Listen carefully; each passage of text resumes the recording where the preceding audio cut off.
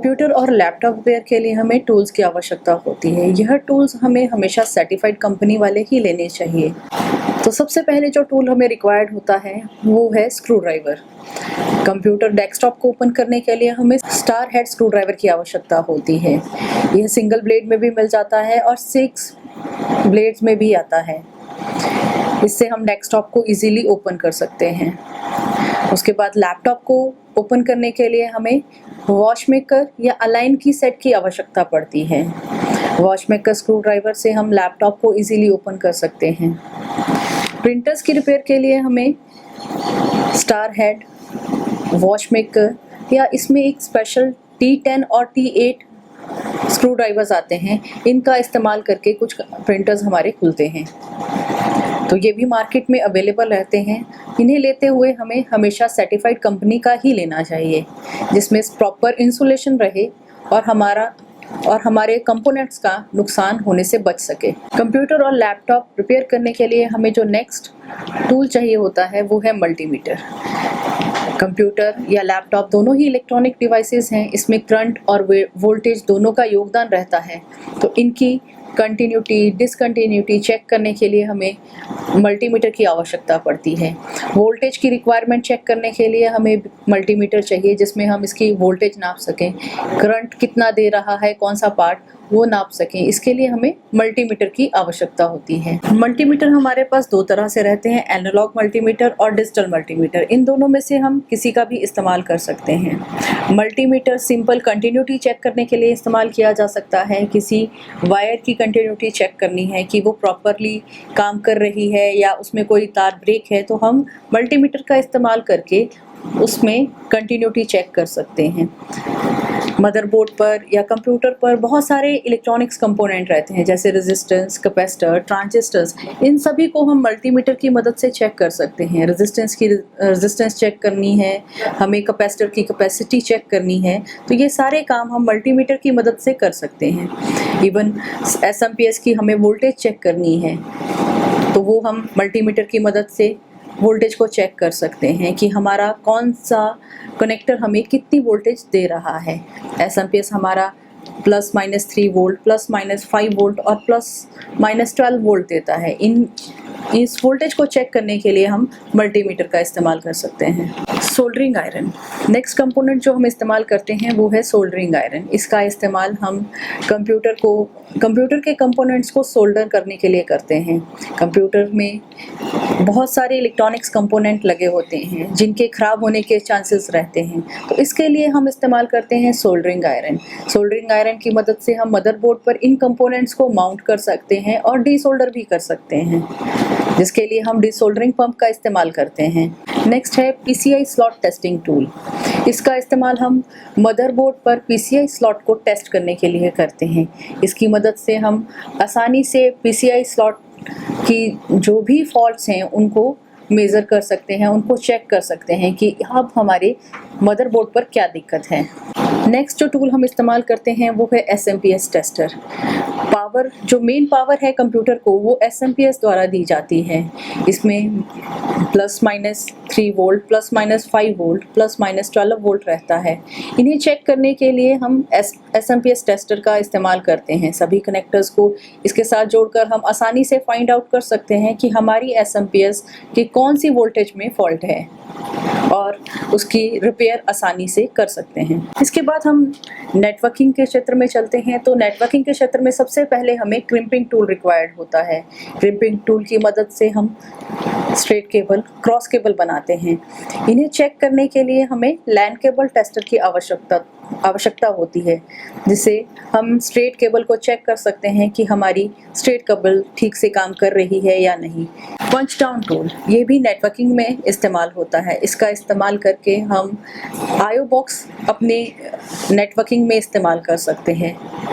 इसकी मदद से IO बॉक्स में हम वायर्स को इंसर्ट कर सकते हैं और उन्हें प्रॉपरली माउंट कर सकते हैं। पंच डाउन टूल का काम वायर्स को IO बॉक्स कनेक्टर में माउंट करना होता है, इससे यह प्रॉपरली माउंट हो जाती हैं। नेक्स्ट जो चीज़ हम रिपेयर में इस्तेमाल करते हैं वो है हमारा एंटी स्टैटिक मैट। जब भी हम किसी सिस्टम को रिपेयर करने जा रहे हैं तो हमें एंटी स्टैटिक पैड और रिस्ट बैंड का इस्तेमाल करना चाहिए ताकि हम अपने इलेक्ट्रॉनिक कंपोनेंट्स को स्टैटिक चार्ज से बचा सकें और उन्हें खराब होने से बचा सकें। कंप्यूटर और लैपटॉप रिपेयर करते समय हमें अपनी सेफ्टी का ध्यान रखना चाहिए। अपनी और कंपोनेंट्स की सेफ्टी दोनों ही आवश्यक हैं। सबसे पहले इसमें इलेक्ट्रिकल सेफ्टी रहती है। जब भी हम किसी सिस्टम को ओपन कर रहे हैं तो सबसे पहले उसकी पावर केबल को डिस्कनेक्ट कर लेना चाहिए, उसके बाद ही उसे ओपन करना चाहिए। ओपन करने से पहले हमें उसे एंटी स्टैटिक पैड पे रखना चाहिए और अपने आप को रिस्ट बैंड के साथ अर्थ कर लेना चाहिए और उसके बाद ही उस सिस्टम को खोलना चाहिए ताकि स्टैटिक चार्ज से हम अपने आप को और कंपोनेंट्स को बचा सकें। Repairing safety. कंप्यूटर या लैपटॉप की रिपेयर करने से पहले हमें अपनी लैब के वर्क एरिया जहां हमें उसे रिपेयर करना है उसे प्रॉपर ढंग से व्यवस्थित करना चाहिए कि हमें रॉ मटेरियल कहाँ रखना है। जो भी कंपोनेंट्स हम रिपेयर करते हुए लैपटॉप या कंप्यूटर से निकल रहे हैं, जैसे छोटे छोटे स्क्रूज निकल रहे हैं, तो उन्हें रखने के लिए एक प्रॉपर प्लेस होना चाहिए।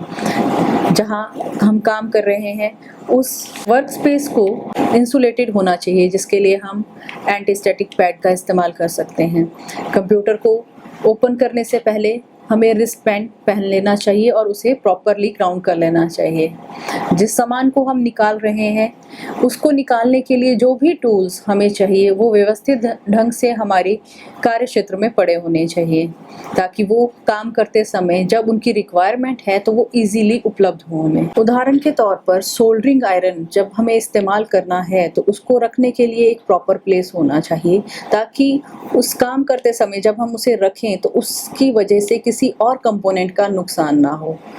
वैसे ही स्क्रू ड्राइवर को रखने का प्रॉपर जगह होनी चाहिए जहां से वो हमारे को इजीली अवेलेबल हो। वर्क एरिया में फर्स्ट एड बॉक्स उपलब्ध होना चाहिए जिसमें एंटीसेप्टिक क्रीम, बैंडेज होना आवश्यक है। कोई भी इमरजेंसी में आपको दवाई चाहिए तो वो होना आवश्यक है। उसके बाद जितने भी हमारे इमरजेंसी नंबर्स रहते हैं, जैसे एम्बुलेंस का नंबर है, फायर ब्रिगेड का नंबर है, तो वो सारे नंबर एक प्रॉपर प्लेस पे प्रिंट आउट के रूप में कहीं होने चाहिए जहां आप या आपके एम्प्लॉइज़ या आपके कस्टमर्स को वो साफ साफ दिख सकें। उसके बाद लैब में आपकी फायर एक्सटिंग्विशर का होना आवश्यक है क्योंकि आप इलेक्ट्रिकल कंपोनेंट्स पे काम कर रहे हैं और आग लगने का खतरा हमेशा बना रहता है। Raw material identification. जब भी हम कस्टमर का सिस्टम रिपेयर कर रहे हैं या असेंबल कर रहे हैं तो हमें रॉ मटेरियल की आवश्यकता पड़ती है। रॉ मटेरियल खरीदते या बेचते समय हमें कुछ बातों का ध्यान रखना चाहिए। कंप्यूटर की जो कॉन्फ़िगरेशन है, उसकी स्पेसिफिकेशन है, उनका ध्यान रखना चाहिए। जो भी हम पार्ट कंप्यूटर का बदलने जा रहे हैं या रिप्लेस करने जा रहे हैं उसकी कंपैटिबिलिटी का ध्यान रखना चाहिए कि वो उसके साथ मैच होती भी है या नहीं। इसमें हमें सर्विसेज और वारंटी का भी ध्यान रखना चाहिए कि हम इसकी वारंटी कब तक है और ये हमारे को इसकी सर्विसेज कहाँ कहाँ से उपलब्ध हो पाएंगी। रॉ मटेरियल परचेज करते हुए उसकी मदरबोर्ड, रैम और प्रोसेसर के साथ कंपैटिबिलिटी का ध्यान रखना चाहिए कि वो इनके साथ कंपैटिबल भी है या नहीं, और जो सॉफ्टवेयर आप इस्तेमाल कर रहे हैं उसे वो रन कर पाएगा भी या नहीं। रॉ मटेरियल में हम कस्टमर को क्या सपोर्ट दे रहे हैं, क्या वारंटी दे रहे हैं, ये सारी चीज़ें हमारी बाइंग पे डिपेंड करती हैं। जब हम रॉ मटेरियल खरीदते हैं जो हमें बायर सपोर्ट दे रहा है वही हम आगे कस्टमर को दे रहे हैं, तो उसकी जानकारी और उसमें कंपैटिबिलिटी बिठाना भी आवश्यक होता है। जब हम कस्टमर का कंप्यूटर रिपेयर कर रहे हैं तो उसके कंप्यूटर के हिसाब से कंपैटिबिलिटी देकर ही हम उसके सिस्टम को अपग्रेड कर सकते हैं। हमें कभी भी अपने कस्टमर से झूठे प्रॉमिस नहीं करने चाहिए और हम अगर अपग्रेड नहीं दे सकते तो हमें उससे साफ साफ इनकार कर देना चाहिए कि इसका अपग्रेडेशन पॉसिबल नहीं है। रॉ मटेरियल में हमारे पास सॉफ्टवेयर भी एक रॉ मटेरियल में रहता है कि कस्टमर अगर सॉफ्टवेयर का अपग्रेडेशन चाहता है तो वो उसे हम कहाँ से प्रोवाइड करते हैं। कुछ तो फ्रीवेयर्स ऑनलाइन हमारे पास अवेलेबल रहते हैं और कुछ के लाइसेंस हमें लेने पड़ते हैं जिसे हम ऑनलाइन भी बाय कर सकते हैं, और कस्टमर की रिक्वायरमेंट के हिसाब से ही हमें उसे बाय करना चाहिए और हमेशा कस्टमर को लाइसेंस सॉफ्टवेयर ही रिकमेंड करना चाहिए। कस्टमर की रिक्वायरमेंट के हिसाब से हम उन्हें सॉफ्टवेयर प्रोवाइड कर सकते हैं, जैसे सिस्टम सॉफ्टवेयर है जिसमें ऑपरेटिंग सिस्टम है, विंडोज़ हैं। यह हमें 1 मंथ सब्सक्रिप्शन से लेके लाइफ टाइम सब्सक्रिप्शन तक अवेलेबल रहते हैं। वैसे ही हमारे एप्लीकेशन सॉफ्टवेयर्स हैं, MS ऑफिस है, एडोब है, इनके भी हमारे पास 1 मंथ से लेके लाइफ टाइम सब्सक्रिप्शन के लाइसेंस रहते हैं। कस्टमर की ज़रूरत के हिसाब से हम इन्हें खरीद कर उसे रेकमेंड कर सकते हैं कि उसे कौन सा लाइसेंस चाहिए। Understand major market for raw material. Raw material की जानकारी होना बहुत आवश्यक है। रॉ मटेरियल हमें कहाँ से परचेज करना है उसकी जानकारी भी होना हमें बहुत आवश्यक है। इसके लिए हम अपने लोकल मार्केट में सर्वे कर सकते हैं और वहाँ से रॉ मटेरियल परचेज कर सकते हैं। ऑनलाइन भी इसमें हम सर्वे करके वहाँ से भी रॉ मटेरियल को परचेज कर सकते हैं। किसी भी व्यवसाय को शुरू करने के लिए हमें रॉ मटेरियल की आवश्यकता होती है। यह रॉ मटेरियल हमें कम लागत पे उपलब्ध होना आवश्यक है क्योंकि मार्केट में बहुत सारे हमारे कंपटीटर रहते हैं। तो रॉ मटेरियल परचेज करने से पहले हमें अपने लोकल मार्केट में सर्वे कर लेना चाहिए। उसके बाद बड़े बड़े बाज़ार उपलब्ध रहते हैं रॉ मटेरियल उपलब्ध करवाने के लिए, उनका भी सर्वे आवश्यक है ताकि आप अपने बिजनेस को अच्छे से और रन कर सकें। इसके लिए हम अपना लोकल मार्केट सर्वे कर सकते हैं। इंटरनेट पे भी सर्वे उपलब्ध है, विभिन्न वेबसाइट्स हैं जो रॉ मटेरियल बेचती हैं, इनको भी हम कंपेयर कर सकते हैं कि कौन सी वेबसाइट से हमें कम लागत में रॉ मटेरियल उपलब्ध हो रहा है। इन सभी सर्वे के करने के बाद ही हमें डिसाइड करना चाहिए कि हमें अपना रॉ मटेरियल कहाँ से खरीदना है। रॉ मटेरियल खरीदते समय हमें सिर्फ उसकी लो कॉस्ट का ही ध्यान नहीं रखना है, उसकी गुणवत्ता का भी ध्यान रखना है कि उसकी वारंटी कैसी है, कौन सा निर्माता उसको दे रहा है, उनकी क्या मार्केट वैल्यू है, ताकि हम लॉन्ग रन में अपने व्यवसाय को मार्केट में स्टैंड कर सकें। किसी भी व्यवसाय को शुरू करने के लिए सेफ्टी एस्पेक्ट्स बहुत ज़रूरी हैं। इसमें सिर्फ कंपोनेंट्स या खुद को बचाना आवश्यक नहीं है। जब भी कोई कस्टमर आता है तो उसके साथ उसके कंप्यूटर में या लैपटॉप में उसका डाटा भी होता है, यानी सॉफ्ट कॉपीज़ होती हैं, जिसे बचाना बहुत ही आवश्यक है। जब भी कोई चीज़ रिपेयर के लिए आती है तो ग्राहक से पूछ लें कि उसने बैकअप लिया है या नहीं, उसने अपना डाटा सेव किया है या नहीं। डाटा सेव करना हमारा कर्तव्य है, तो इसके लिए हमें अपने ग्राहक को पूछ लेना चाहिए। अगर उसने डाटा बैकअप नहीं लिया है तो उसका डाटा बैकअप हमें किसी एक्सटर्नल सोर्स पर ले लेना चाहिए और उसे बाद में उसे उपलब्ध करवाना चाहिए। वैसे ही वो जो ऑपरेटिंग सिस्टम इस्तेमाल कर रहा है उसकी लाइसेंस की उसके पास है या नहीं, क्योंकि हमें उसे फिर से रीइंस्टॉल करना है। तो कस्टमर के फ़ायदे का भी हमें ध्यान रखना चाहिए कि अगर उसने पहले से लाइसेंस परचेज़ कर रखा है और वो ओरिजिनल है तो उसकी लाइसेंस की या उससे रिलेटेड डॉक्यूमेंट्स जो भी उसके पास हैं उसकी जानकारी हमें कस्टमर से ले लेनी चाहिए।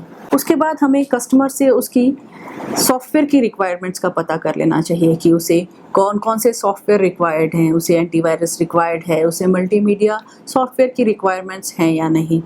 तो जब भी हम उसे कोई सर्विस प्रोवाइड कर रहे हैं तो उसकी रिक्वायरमेंट्स की जानकारी लेना बहुत ही आवश्यक है।